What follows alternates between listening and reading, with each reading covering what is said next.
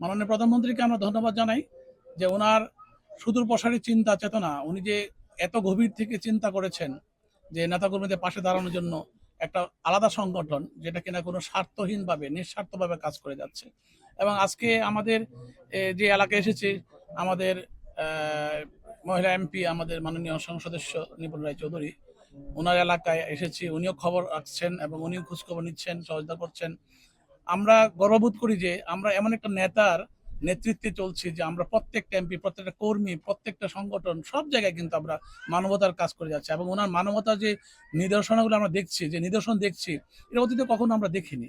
এবং মানুষের মুখ খুলে কথাবার্তা বলার স্বাধীনতা যে আছে সেটা আমরা কখনো দেখিনি। আজকে ওনার সকল দিক দিয়ে যে মানবিকতা, সে মানবিকতার উন্নতি হোক, এগিয়ে যাক বিএনপি, এগিয়ে যাক আমরা বিএনপি পরিবার। আমরাও এমপিরা যারা আছি সব জায়গায় ওনার নির্দেশনা অনুযায়ী, ওনার পরামর্শ অনুযায়ী উনি যে ধরনের নির্দেশনা দেন সেগুলো বাস্তবায়ন করার জন্য একে একে আমরা সব জায়গায় কাজ করি।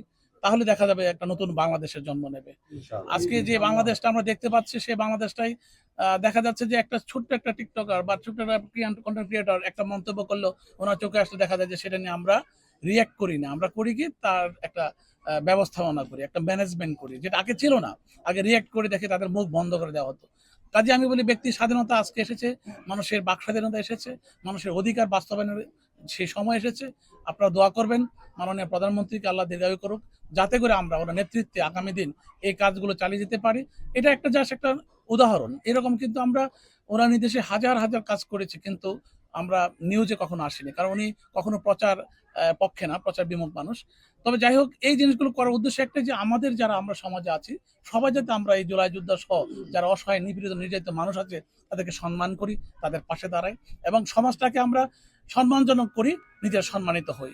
যাই হোক, আমি বেশি কিছু বলবো না, আমি এতটুকু বলবো, এই সুন্দর এই ফুটফুটে বাচ্চাটা দেখতে পেরে, এই পরিবারের পাশে দাঁড়াতে পেরে আমি নিজেকে গর্ববোধ করছি। ধন্যবাদ জানাই আমাদের এখানকার মাননীয় সংসদ সদস্য নিপুণ রায় চৌধুরীকে এবং মিথুন ভাইকে, মিডিয়া ভাইকে এবং আমরা বিএনপি পরিবারের সদস্য সবাইকে। আসসালামু আলাইকুম।